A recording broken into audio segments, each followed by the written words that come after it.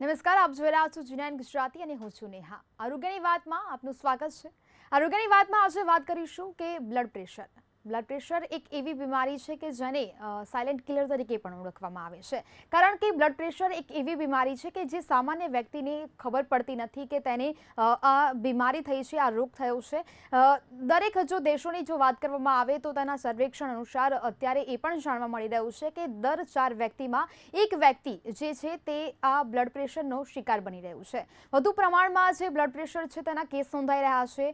ત્યારે આ blood pressure છે ત્યારે ઘણીવાર હાઈ થઈ જાય છે તો ઘણીવાર લો થઈ જાય છે અને તેને જ કારણે ક્યાંક જો તેનામાં પૂરતું ધ્યાન ન આપવામાં આવે તો શરીરમાં ઘણું એવું નુકસાન પણ થઈ જાય છે.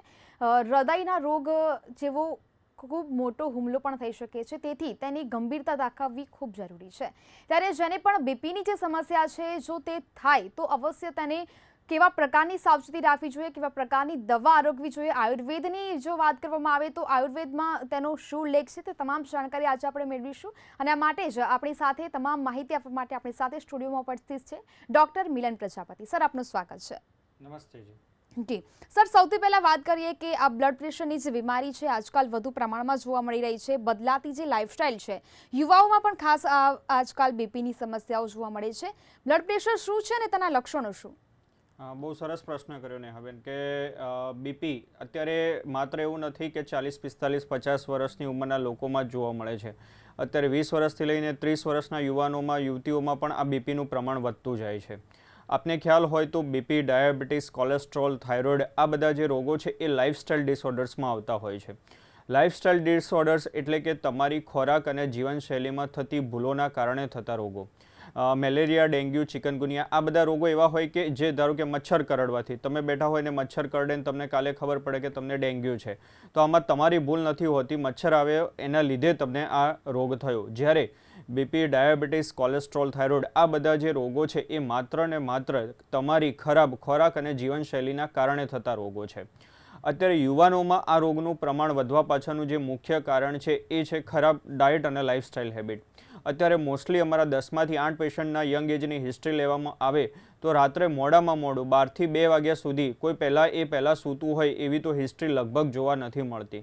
રાત્રે મોડે સુધી કામ કરે જાય, મૂવી જોવાનું થાય, સિરીઝ જોવાની થાય, તો આ પ્રમાણેની જે લાંબી ઊંઘ ખેંચવાની એક જે પદ્ધતિ અત્યારે યુવાનોમાં ખેંચવાનો જે રોજનું પ્રમાણ જોવા મળતું હોય છે એ બીપી વધારવા માટે એક મુખ્ય કારણ જવાબદાર બનતું હોય છે. બીજી વાત કરું તો સામાન્ય રીતે યંગ એજમાં અત્યારે જંક ફૂડની લાઇફસ્ટાઇલ કે સેટરડે સન્ડે હોય કે આવું કોઈ બર્થડે હોય કે પાર્ટી હોય, કંઈ પણ ફંક્શન હોય તો મોસ્ટલી જંક ફૂડનું જ પ્રમાણ વધુ પ્રમાણમાં જોવા મળતું હોય છે. અઠવાડિયામાં 2 થી 3 વાર તો ડાયરેક્ટલી કે ઇનડાયરેક્ટલી બ્રેડ, પાઉં, બિસ્કિટ્સ કોઈના ફોર્મમાં ડાયરેક્ટલી કે ઇનડાયરેક્ટલી જતા હોય છે.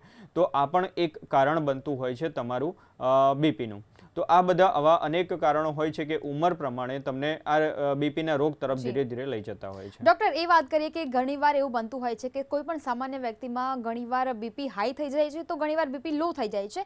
એક સામાન્ય વ્યક્તિને જાણવું હોય કે બીપી હાઈ થયું છે કે લો થયું છે, કેવી રીતે જાણી શકાય? યસ, બહુ સરસ પ્રશ્ન છે કે બીપી વધ્યું ઘટ્યું ખબર કેવી રીતે પડે. બીપી એટલે સામાન્ય રીતે આપણા શરીરની અંદર સિસ્ટમેટિક વોલ્યુમનું પ્રમાણ, મતલબ કે આપણી બોડીની અંદર એક સાથે સર્ક્યુલેશનમાં કેટલું ફ્લુઇડ છે, કેટલો માર્ગસ્થ રસ્ત છે કે જે આપણા શરીરના ખોરાકના પાચનના અંતે બનતો હોય એનું જે પ્રમાણ હોય છે એ આપણે બીપીથી મેઝરમેન્ટ કરતા હોઈએ છીએ. સામાન્ય માણસોમાં બીપી 120થી 80 હોય તો આ એક નોર્મલ બીપી રહેતું હોય છે. હવે વાત કરીએ કે બીપી વધે તો ખબર કેવી રીતે પડે. ચક્કર આવવા, માથું દુખવું, ઉલટી થઈ જવી, માથું ભારે લાગવું, ઘણા દર્દીઓમાં નાકમાંથી નસકોરી ફૂટી જવી આ બધા લક્ષણો મળતા હોય છે. દર્દીને અનઇઝીનેસ ફીલ થવી, છાતીના ભાગમાં દુખાવો થવો આ બધા જે લક્ષણો છે એ બતાવે છે કે તમારું સિસ્ટમેટિક ફ્લુઇડ વધ્યું છે, એટલે કે તમારામાં બીપીનું પ્રમાણ વધ્યું છે. આવા સમયે જો બીપી રેકોર્ડ કરવામાં આવે તો દર્દીનું બીપી 140, 150, 180 સુધી પણ પહોંચી જતું હોય છે. સામાન્ય રીતે એસિડિટી, જેને ખોરાક પચતો ના હોય અને એ આ પ્રમાણેના દર્દીઓ જો કન્ટિન્યુઅસ તડકામાં ઊભા રહે અથવા તડકામાં ડ્રાઇવિંગ કરવાનું થાય તો પણ આમનામાં બીપીનું પ્રમાણ વધી જતું હોય છે. પણ આ બધું એક પિરિયોડિકલી હોય છે, મતલબ 1 કલાક 2 કલાક પૂરતું એમને બીપી વધે, પછી આરામ કરે અથવા ઊંઘ લઈ લે અથવા નોર્મલી ફ્લુઇડનું પ્રમાણ લઈ લે તો આ બીપી નોર્મલ પણ થઈ જતું હોય છે. હવે વાત કરીએ કે બીપી લો થાય એ કેવી રીતે ખબર પડે. બીપી લો થવું એટલે કે તમારા શરીરની અંદર સિસ્ટમેટિક વોલ્યુમનું પ્રમાણ ઓછું થવું.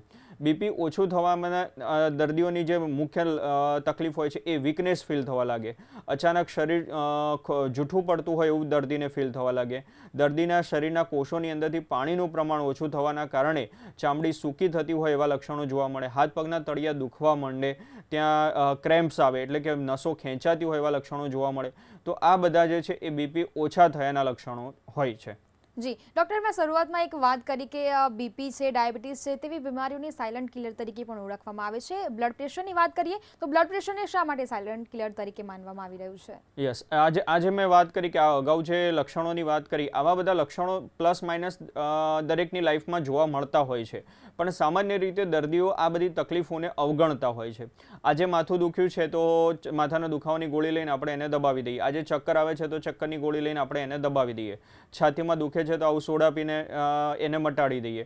તો આવી નાની મોટી અનેક તકલીફો શરીર પોતપોતાની રીતે બતાવતું હોય છે, પણ દર્દી પોતપોતાની જરૂરિયાત મુજબ એની સારવાર કરાવીને એને સબસાઇડ કરતું હોય છે, એટલે કે દબાવી દેતું હોય છે. પણ એકવાર, બે વાર, ત્રણ વાર વારંવાર જ્યારે આવું થતું હોય ત્યારે એની સિસ્ટમેટિક એટલે કે શરીરના બાકીના અંગોમાં પણ એની એટલી જ ઇફેક્ટ થતી હોય છે, અને ધીરે ધીરે જ્યારે બીજા અંગો ડેમેજ થવા લાગે ત્યારે આપણને ખબર પડતી હોય છે કે મારે બીપીનો પ્રોબ્લેમ ઘણા લાંબા સમયથી હોય છે, એટલે એને સાયલન્ટ કિલર તરીકે પણ ઓળખવામાં આવે છે. ડૉક્ટર, આપણે જે પ્રમાણે અત્યારે વાત કરી રહ્યા છીએ કે યુવાઓમાં પણ અત્યારે આજકાલ ઘણું એવું પ્રેશર હોય છે, જોબનું ટેન્શન હોય છે કે પછી ફ્યુચર બનાવવાનું ટેન્શન છે, બાળકોમાં અત્યારે જે ઓનલાઈન શિક્ષણ જે ચાલી રહ્યું છે તેને કારણે ઘણા લોકો હોય છે હાઇપર ટેન્શનમાં આવી જતા હોય છે. તો શું તેને કારણે બીપીની સમસ્યા થઈ શકે ખરી? યસ, બહુ સરસ વાત કરી કે સ્ટ્રેસ એટલે કે આયુર્વેદમાં 3 વસ્તુ બતાવી છે: આહાર, નિંદ્રા અને આનંદ. આહારની વાત કરી, નિંદ્રા એટલે ઊંઘની વાત કરી આપણે, અને ત્રીજું ઇમ્પોર્ટન્ટ ફેક્ટર છે આનંદ એટલે કે સ્ટ્રેસ. તમે તમારી રીતે તમારી કેરિયર ઓરિએન્ટેડ હોય કે તમારી જોબ રિલેટેડ હોય કે કોઈ પણ હોય, એ વસ્તુનો તમે કેટલો આનંદ લઈ શકો છો, એને તમે કેટલું હેલ્પફુલી પરફોર્મ કરી શકો છો, આના આધારે પણ તમારું બીપી પ્લસ માઇનસ થતું હોય છે.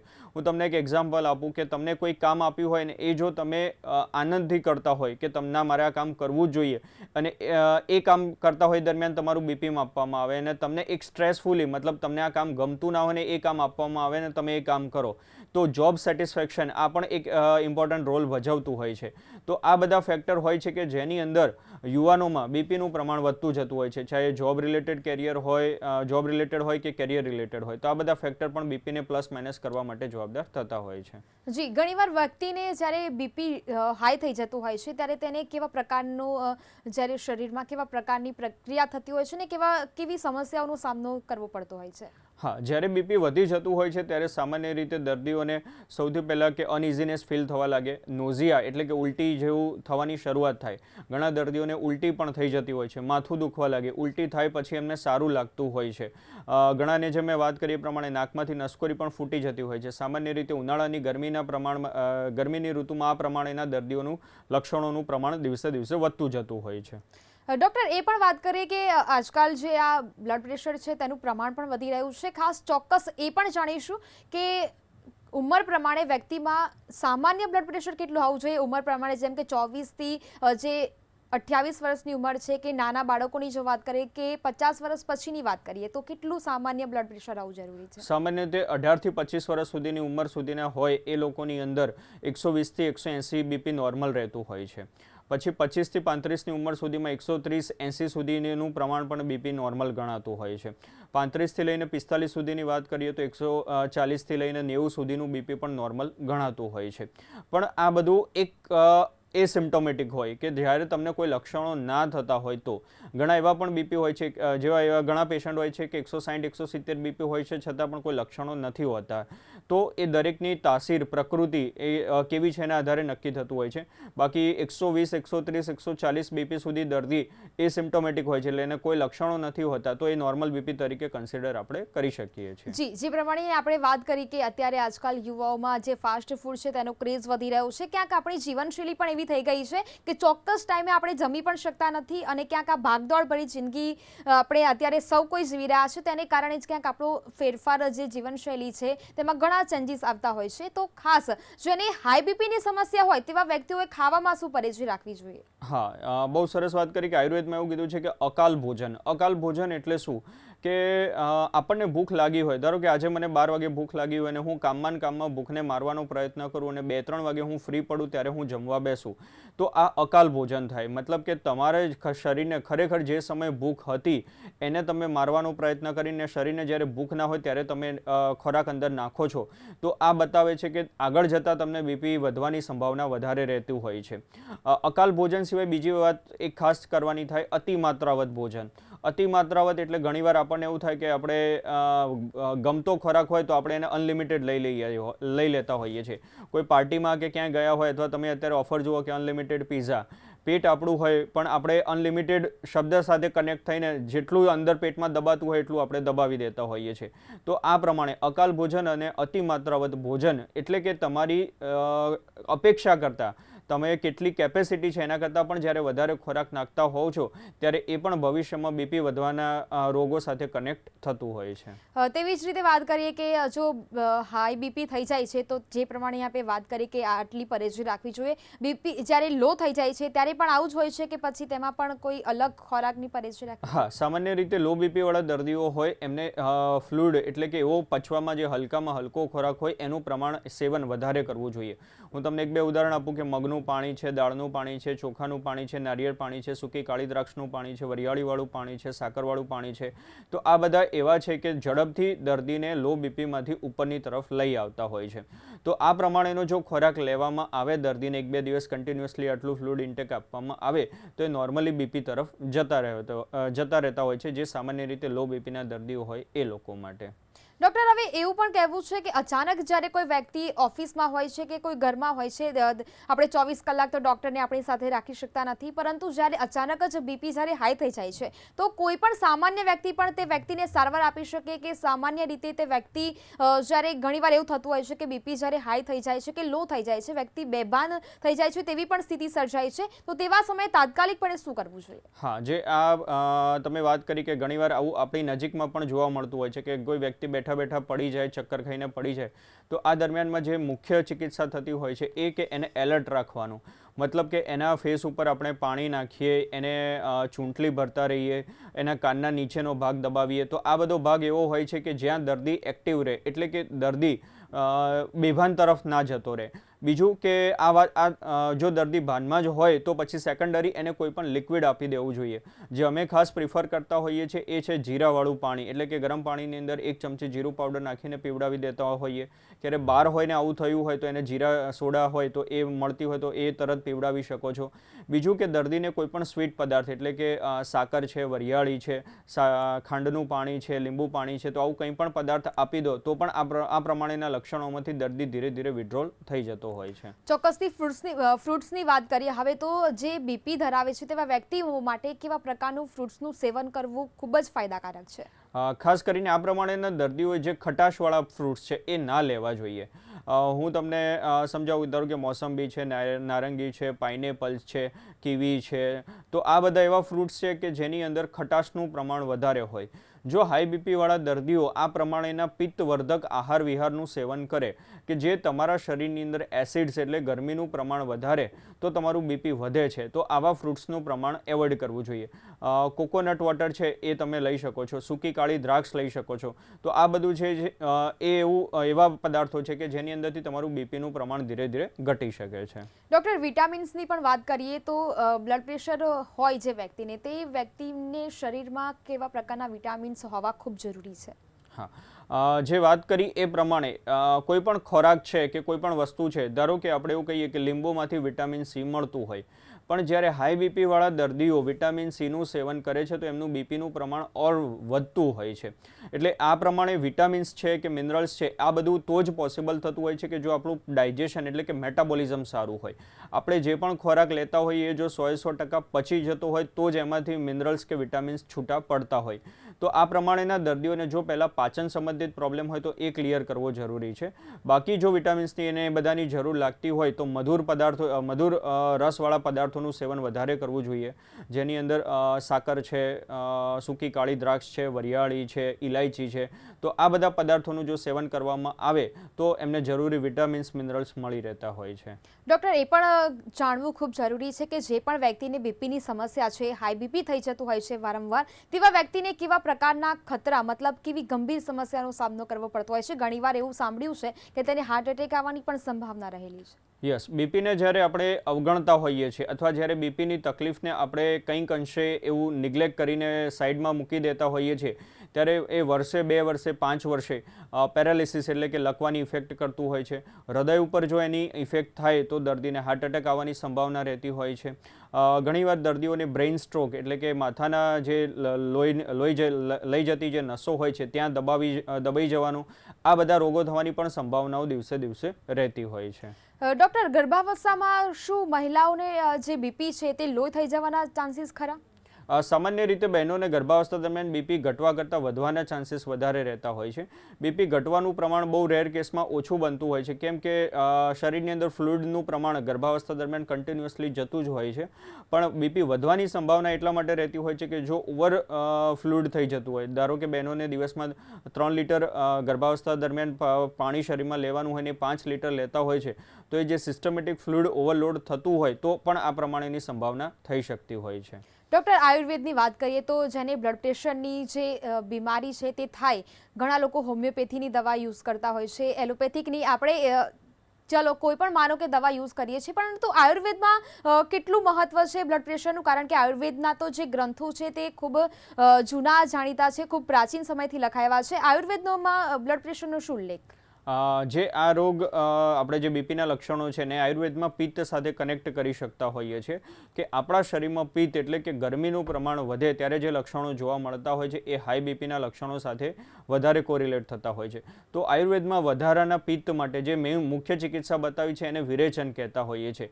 એનો અર્થ કે તમારા શરીરની અંદર જે પણ ગરમી છે એ વિરેચન એટલે કે લેટ્રિનના ભાગેથી જો એ ગરમીને દૂર કરવામાં આવે તો તમારું બીપીનું પ્રમાણ દિવસે દિવસે ઓછું થતું જતું હોય છે. વિરેચન પ્રક્રિયા દરમિયાન અમે દર્દીને એક જ દિવસમાં 25-30 વાર લેટ્રિન થાય એવી એક પ્રક્રિયા થતા હોય છે જે હોસ્પિટલાઇઝ કરીને કરતા હોઈએ છીએ. તો આ પ્રક્રિયા દ્વારા જો દર્દીને વિરેચન સારવાર લેવામાં આવે તો લાઈફ ટાઈમ જે બીપીની ગોળીઓ લેવી પડતી હોય છે એ બધામાંથી એને મુક્તિ ઝડપથી મળી જતી હોય છે. એટલે એવું કહી શકાય કે જડમૂળમાંથી પણ આ બ્લડ પ્રેશરની બીમારી છે તે મટી શકે. અમારા ઘણા દર્દીઓ એવા હોય છે કે જેને અન્ય ચિકિત્સા પદ્ધતિની કોઈ ગોળી નહીં લેવા છતાં પણ એમનું બીપી રેગ્યુલર નોર્મલ રહેતું હોય છે. ચોક્કસથી બાળકોની પણ વાત કરીએ, શું બાળકોમાં બ્લડ પ્રેશર જોવા મળે છે? ને જો જોવા મળે છે તો ઘણા કેવા પ્રકારના કેસ જોવા મળતા હોય છે કે બાળકોનું બીપી લો થઈ જાય છે કે હાઈ રહે છે? બાળકોમાં અત્યારે જે ખાસ જોવા મળતું હોય છે તો કે અત્યારે જે નમકીન ચીજો જે આ પડીકાને એ બધું જે ખાતા હોય છે તો આ બધાના કારણે બાળકોની અંદર બીપીનું પ્રમાણ દિવસે દિવસે વધતું જતું જોવા મળે છે. બીપીનું પ્રમાણ વધવા પાછળનું જે મુખ્ય કારણ એવું હોય છે કે બાળકોના ડાયટની અંદર એક્સ્ટ્રા સોલ્ટેડ વસ્તુઓ જે સામાન્ય રીતે એમને પચતી નથી હોતી છતાં પણ એ લેવાનો પ્રયત્ન કરે ત્યારે એમના શરીરની અંદર આ પ્રમાણેનું બીપીનું પ્રમાણ દિવસે દિવસે વધતું જતું હોય છે. ઘણા બાળકો અત્યારે આવું કોલ્ડ ડ્રિંક્સ પણ ફ્રિકવન્ટલી લેતા હોય છે તો એ પણ આદત બની જતી હોય છે બાળકોમાં બીપી વધવા માટેના કારણોની.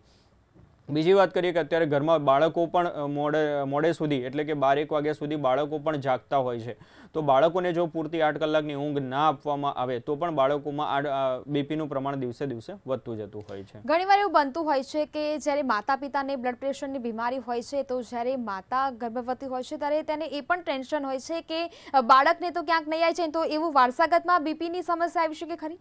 યસ, પણ સામાન્ય રીતે આવું થવાની સંભાવના આફ્ટર 40 વધુ હોય છે.